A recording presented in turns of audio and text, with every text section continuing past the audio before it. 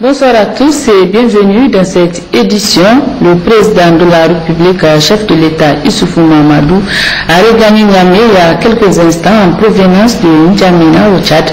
À sa descente d'avion, il a été accueilli par le Premier ministre chef du gouvernement Brigitte Raffini avant d'être salué par le président de l'Assemblée nationale Amadou Salifou et les corps constitués.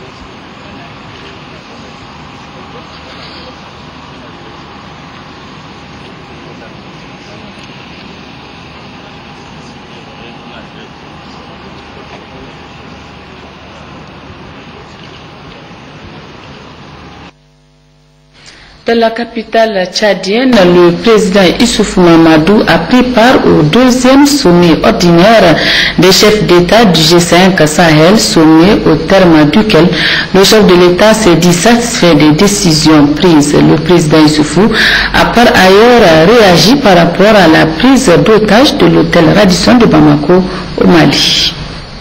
Le bilan que je peux en faire est extrêmement positif parce que après, disons, moins d'un an d'existence, le G5 Sahel a déjà réalisé beaucoup d'actions qui vont dans le sens des objectifs qui lui sont fixés. Ces objectifs sont, comme vous vous rappelez, contenus dans la stratégie que nous avons définie dès le départ, qui est à la base de la création de ce groupe. Cette stratégie est déclinée en 4 axes. Le premier axe, c'est la sécurité. On sait les menaces auxquelles les différents pays du Sahel sont confrontés. Le deuxième axe, c'est la gouvernance. Il s'agit pour nous d'approfondir la démocratie dans l'espace du G5 Sahel. Le troisième axe, c'est les infrastructures, c'est-à-dire le développement. Tout est lié, sécurité, démocratie, développement. Et puis il y a un quatrième axe sur la résilience. Par rapport à tous ces axes-là, il a été élaboré un programme d'investissement prioritaire qui a été évalué et qui va être très bientôt soumis aux partenaires. Cela apparaît d'ailleurs dans la déclaration finale, dans le communiqué final. En début d'année 2016, Inch'Allah, nous allons présenter ce programme-là aux bailleurs de fonds pour pouvoir mobiliser le financement. En ce qui concerne la sécurité, vous avez noté que nous avons adopté un certain nombre de mesures. D'abord, cette charte de partenariat militaire de coopération entre les pays du G5 Sahel avec une structuration portant sur des réunions régulières entre les chefs d'état-major, ensuite la mise en place d'autres structures au niveau stratégique et au niveau, opératif. Nous avons la pertinence des choix que nous avons eu à faire en mettant en place le G5 Sahel, parce que parmi ces choix, il y a les choix relatifs à la sécurité. Voilà, elle se pose là aujourd'hui un problème de sécurité en plein Bamako. Donc nos pays doivent poursuivre leurs efforts de manière mutualisée, de manière coordonnée, afin que définitivement on ait un retour à la paix et à la sécurité dans la zone.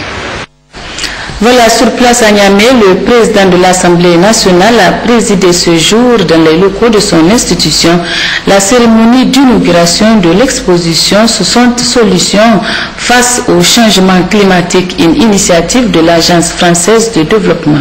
Compte rendu Saint-Soumel Ibrahim et Taïro Hassan. Comme un effet du dérèglement climatique, le symbole de la démocratie, l'Assemblée nationale, l'espace d'une matinée, se confond aux grandes galeries mondiales d'exposition. Justement, elle fait place à une exposition photographique dite Exposition 60 solutions face au changement climatique, un projet porté par l'Agence française de développement pour 2 raisons majeures.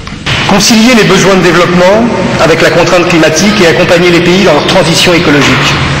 Et considérer le défi climatique comme une opportunité pour les pays, celle d'innover, de créer des emplois et de la croissance, d'améliorer la sécurité alimentaire et énergétique et en définitive de créer des sociétés plus justes et plus durable. Cette exposition photographique des 60 solutions de l'AFD face au changement climatique sous des photos de Yann Arthus Bertrand se tient à 10 jours de la 21e conférence des parties de la Convention cadre des Nations Unies sur le changement climatique. Aujourd'hui, cette exposition dans ce haut lieu de la République rappelle et illustre la qualité des relations entre le Niger et la France et le dynamisme de notre coopération, notamment dans ce domaine. Parmi les priorités de la coopération française apparaît la préservation de l'environnement et apparaît également son corollaire, la gestion durable des ressources naturelles. À travers l'Agence française de développement, à laquelle nous devons cette exposition, la France appuie et continuera d'appuyer le Niger dans la mise en œuvre de programmes appropriés. Le temps de cette exposition, l'attention des parlementaires est attirée sur les conséquences des changements climatiques sur la planète et au Niger. En effet, le Niger, à l'instar de la plupart des pays africains, quoique contribuant de manière quasiment insignifiante à la production de gaz à effet de serre, fait paradoxalement partie de ceux qui souffrent le plus des conséquences des dérèglements climatiques. L'on notera à cet égard l'avancée inexorable du désert, la perturbation des saisons avec son corollaire de campagne agricole aux résultats imprévisibles. Pour toutes ces raisons, notre pays, grâce aux bienveillantes directives du président Mahamadou Issoufou, est déjà prêt pour prendre toute la part qui lui revient à ce rendez-vous mondial décisif pour les présentes générations comme pour celles qui vont leur succéder. 21 photographies comme la 21e COP sont exposées dans la grande salle des pas perdus de l'Assemblée nationale. Elles sont des prétextes pour parler de climat, mais n'illustrent en rien le projet décrit, car ne constituant pas toujours des exemples à suivre, au contraire, sont parfois des contre-solutions. Le Premier ministre chef du gouvernement, Brigitte Raffini, a reçu ce matin en audience l'ancien Premier ministre malien, actuellement nommé ambassadrice pour le programme d'investissement climatique de l'ABN, Madame Cissé, Mariam Sidibé, qui était en compagnie du secrétaire exécutif de l'ABN. C'est une visite de courtoisie qu'on a rendue Monsieur le Premier ministre. Je suis là dans le cadre de la nouvelle mission que l'ABN m'a confiée, en me désignant ambassadeur pour le programme d'investissement climatique qu'ils ont adopté il y a quelques mois. Et nous avons démarré le travail et c'est tout à fait normal qu'on rende visite au pays siège de l'ABN pour venir les remercier et les encourager pour tout l'appui qu'ils apportent à l'ABN et pour demander leur soutien aussi pour les activités à venir, parce que nous sommes en train de préparer la COP21 où l'ABN aura présenté justement ce programme d'investissement climatique où l'appui et le soutien des pays membres de l'ABN est déterminant. Je pense que tout s'est bien passé et Monsieur le Premier ministre nous a assuré le soutien des autorités nigériennes. Le Premier ministre chef du gouvernement Brigitte Raffini a reçu cet après-midi un groupe de jeunes Nigériens volontaires de l'environnement qui viennent de finir un forum sur l'équité et le changement climatique avec le soutien de l'UNICEF. Le chef du gouvernement a à cette occasion félicité ces jeunes volontaires qui viennent des 4 coins du Niger et qui ont été conduits par le ministre en charge de l'environnement, Adachif. C'est une initiative très louable. Et à ce titre, il m'a été dit que vous étiez encadré et soutenu par l'UNICEF. Je tiens à les remercier infiniment pour leur contribution. Et je voudrais vous féliciter parce que à travers votre discours, à travers vos paroles, je sens que vous êtes en train de maîtriser le sujet. Et maîtriser le sujet aussi veut dire que vous avez opté, vous avez adopté le comportement qui est requis dans le domaine en matière de changement climatique, préservation de l'environnement.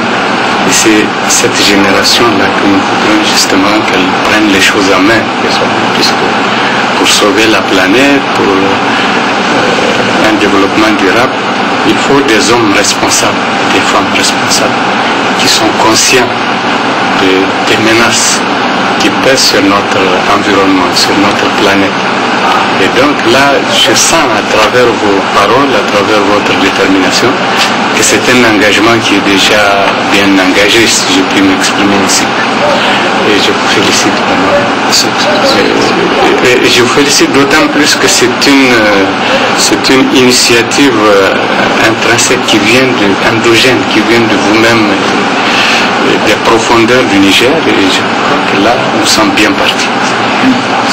C'est formidable. En tout cas, je vous félicite. Je vous souhaite beaucoup de succès dans votre détermination à œuvrer justement dans cette belle perspective qu'on se donne pour aider tous les acteurs qui doivent apporter leur contribution à la sauvegarde de notre environnement. Je crois que c'est notre devoir à tous, et particulièrement des jeunes. Ça vous appartient, l'avenir c'est pour vous. Nous on est finissant là. Mais nous sommes heureux de voir que la relève est là, et peut-être une meilleure relève qui va assurer, qui va prendre en main les choses de manière encore plus efficace que ce que nous avons fait, parce que l'héritage, c'est vrai, il est lourd.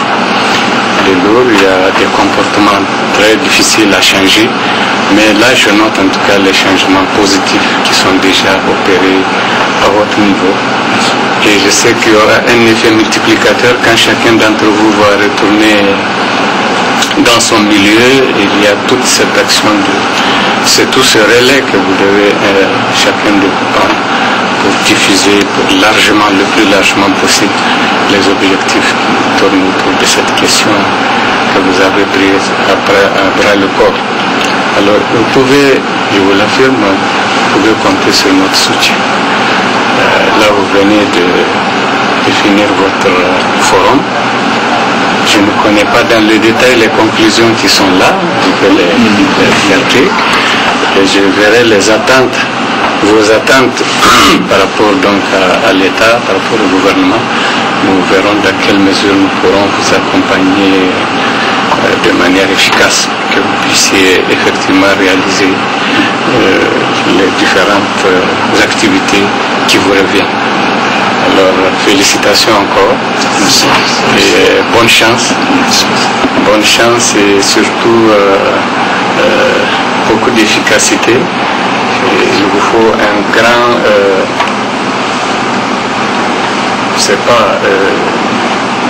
il faut que votre voix porte fort et loin. En tant que jeune, vous avez beaucoup de chance pour que le message que vous véhiculez passe. Il va passer mieux que si nous le passions. Je suis sûr que nous avons intérêt à vous accompagner, et nous allons vous demander de prendre cela vraiment au grand sérieux et d'évoluer avec. Parce que votre avenir, notre avenir à tous, mais surtout le vôtre, les générations montantes, dépend du travail que nous sommes en train des jalons que nous sommes en train de poser en ce moment. Et donc, encore une fois, bon courage. Merci. Et bon vent. Merci. Merci bien.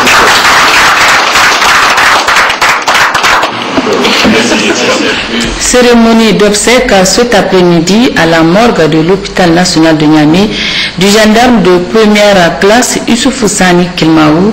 Cérémonie déroulée en présence du ministre de la Défense par intérim, le ministre de l'Intérieur Massaoudou Hassoumi. Il a été décoré à titre posthume à la croix de vaillance avec étoile. Le résumé de Abadi Amiti et Bachir Harouna. Gendarme de première classe, Youssoufou Sani Kilmaou est décédé de suite de ses blessures après que son véhicule de patrouille en service commandé ait sauté dans la localité de Bani Bangou, ville où il se trouvait en mission au poste de sécurisation dans le cadre de l'opération Zarmaganda. Une opération qui permet de sécuriser cette zone nord du pays en proie à une insécurité et à des menaces terroristes. Une mine anti-char emporta ce jeune et vaillant soldat de la gendarmerie nationale à qui cet honneur lui est rendu officiellement. Décoré de la croix de vaillance avec étoile et promu au grade de maréchal de logis MDL à titre posthume. Issoufou Sani Kilmaou est né vers 1986 à Angol-Bédou dans le département de Douchi, région de Dosso. Il étudia à l'école primaire de Rouda Adoua, le collège d'enseignement général de Douchi en 2003, le lycée de Douchi et en 2007, il opta pour la carrière militaire. Gendarme à partir du 1er février 2007, il fut nommé au grade de gendarme du 4e classe à celui de première classe entre 2008 et mai 2012. Il a servi à la brigade territoriale de la gendarmerie de Torodi en août 2011 et à celle de Filengue à compter du 15 septembre 2014 dans la région de Tilaberi. Issoufou Sani Kilmaou était marié et père d'un enfant. Que son âme repose en paix. Amen. Poursuivant sa mission de travail dans la région de Difa, la ministre de l'enseignement primaire était dans les départements de Goudmaria et Ngourti, compte rendu Abdraman Boukari et Abdraman Mas. Dans le département de Goudmaria, c'est un accueil de grand jour et empreint de chaleur qui a été réservé à la ministre de l'enseignement primaire, de l'alphabétisation, de la promotion des langues nationales et de l'éducation civique, Madame Ali Mariam El Hadji Ibrahim, qui voyage à la tête d'une forte délégation composée du gouverneur de la région de Difa, le général de division Abdou Kaza et des cadres centraux et régionaux des ministères concernés par ce déplacement consacré essentiellement à la préévaluation de la campagne agro-silvopastorale et hydraulique 2015 dans la région de Difa. La série de visites effectuées à cette occasion dans cette localité a d'abord conduit la délégation ministérielle sur le site prévu aux réfugiés venant du Nigeria, où elle s'est ici intéressée aux travaux de réalisation d'un forage équipé d'une pompe immergée, d'un groupe électrogène et de tous les accessoires nécessaires pour une meilleure desserte en eau potable, le tout pour un coût de près de 60 millions de francs CFA. La ministre Ali Mariam El Hadji Ibrahim, qui a reçu d'amples explications sur la nature de ces travaux en cours d'exécution, s'est par la suite transportée à la mairie où elle a visité un lot de matériel agricole que l'État vient de mettre à la disposition de la maison du paysan de Goudmaria, une des composantes du plan d'accélération de l'initiative 3N. La rencontre tenue à cette occasion a permis à la délégation ministérielle d'échanger avec les autorités administratives, communales et coutumières, les cadres départementaux et les représentants des différentes couches socio-professionnelles sur les résultats provisoires de la campagne agro-silvopastorale hydraulique 2015, l'opérationnalisation de la maison du paysan, l'évaluation de l'opération bouture de manioc initiée par le gouvernement et des dispositions prises pour un bon déroulement de la campagne des cultures irriguées 2015-2016 et enfin sur les questions socio-politiques et économiques de l'heure, dont notamment la sécurité, le développement et les élections à venir. Des thèmes amplement développés par la ministre Ali Mariam El Hadji Ibrahim, qui devait par la suite rappeler les différents efforts consentis par le président de la République, son Excellence Issoufou Mahamadou, au bénéfice de la nation nigérienne, dont les résultats sont visibles, palpables à tous les niveaux. Par ailleurs, la ministre de l'enseignement primaire a saisi cette opportunité pour rendre un hommage mérité aux forces de défense et de sécurité pour le combat qu'elles mènent contre Boko Haram et toutes les forces obscurantistes, ce qui du reste, a-t-elle ajouté, a permis à la région de renouer avec une certaine accalmie et la relance des activités socio-économiques. La série d'exposés axée principalement sur la campagne agro-silvopastorale hydraulique 2015 dans le département de Goudmaria, présentée par les techniciens, chacun dans sa sphère de compétences, a permis à la délégation ministérielle ainsi qu'à l'assistance d'apprécier d'elle-même les résultats escomptés de cette campagne et les dispositions et mesures à prendre pour parer aux éventuelles situations que peuvent engendrer les déficits enregistrés au plan céréalier et fourragier. La ministre de l'enseignement primaire, de l'alphabétisation, de la promotion des langues nationales et de l'éducation civique, Madame Ali Mariam El Hadji Ibrahim, qui a également tenu une rencontre similaire à Lakané, cette fois-ci dans le département de Ngourti, une zone à vocation essentiellement pastorale où ces communautés ont par la voix de leurs représentants salué ce déplacement qui dénote une fois de plus de l'attention que les autorités de la 7e République accordent à toutes les questions se rapportant à la vie des populations. C'est aussi rendu au centre de multiplication de bétail de Saya où elle a ici reçu plusieurs explications se rapportant au fonctionnement de ce centre qui dispose à présent de près de 1000 têtes de bovins suivi d'une visite guidée des différentes infrastructures mises à la disposition de ce centre par l'État et certains partenaires techniques et financiers. Le ministre des Postes, des Télécommunications et de l'économie numérique, Abdoumani, en mission dans la région de Maradi, dans le cadre de la campagne agro-silvopastorale et hydraulique. À l'issue de cette mission, marquée par plusieurs visites, le ministre tire la synthèse de son déplacement. Le point avec Adin Al-Galas. Au terme de sa mission d'évaluation de la campagne agro-silvopastorale et hydraulique 2015 dans la région de Maradi, et au cours de cette réunion de synthèse, le ministre des Postes, des Télécommunications et de l'économie numérique, Abdoumani, a d'abord décliné les objectifs assignés à cette mission qui sont, entre autres, s'entretenir avec les populations sur les résultats provisoires de la campagne agro-silvopastorale et hydraulique 2015, échanger sur la gestion des banques céréalières et aliments pour bétail, prendre connaissance de l'opération bouture de manioc initiée par le gouvernement et échanger avec les populations sur les questions sociopolitiques et économiques de l'ère, à savoir sécurité, développement, chantier en cours, etc. Selon le ministre Abdoumani, la campagne agricole a véritablement commencé à la première et deuxième décade de juillet avec des pluies sur l'ensemble de la région et les pluies ont pris fin le 20 octobre dans les départements de Tessawa, Gazawa, Agui et Meyeyi. En définitive, au vu de tous ces facteurs favorables réunis, la campagne agricole 2015 est jugée globalement satisfaisante, a-t-il soutenu. Toutefois, 317 villages et tribus agricoles sur 2604 sont déclarés déficitaires à plus de 50%, soit 12% des villages agricoles de la région, pour une population déficitaire estimée à 240 365 habitants répartis dans 25 communes. À la date du 30 septembre 2015, l'appréciation qualitative de la campagne agricole se présente comme suit. Production nulle, 0%. Production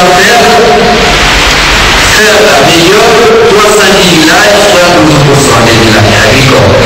Production moyenne, 359 villages, soit 15% des villages agricoles. Production bonne, 1915 villages, soit 73% des villages agricoles. Concernant la situation des stocks de sécurité alimentaire, au total 21 544 tonnes sont stockées dans différents magasins de l'OPVN et des communes de la région dans le cadre de la vente à prix modéré 2015 pour des besoins céréaliers complémentaires de 32 494 tonnes pour 317 villages déficitaires à plus de 50%. C'est donc environ 10 000 tonnes qui sont à rechercher pour combler le gap de déficit céréalier de 317 villages, a-t-il averti, en constatant que comparé à la même période l'année dernière, les prix sont en baisse pour l'ensemble des produits de première nécessité, à l'exception du riz. Concernant les activités d'affiliation, 1640 tonnes ont été distribuées gratuitement à 6 400 ménages vulnérables. La vente à prix modéré a été exécutée en 4 phases pour un total de 8 250 tonnes. Aussi, 1777 villages sur les 2604 villages agricoles de la région de Maradi ont bénéficié de l'appui en semences de grâce de l'État et ses partenaires. Pour ce qui est de l'appui à la résilience alimentaire, les activités financées par le PAM, au total 8 879 tonnes de vivres ont été distribuées à 539 731 bénéficiaires.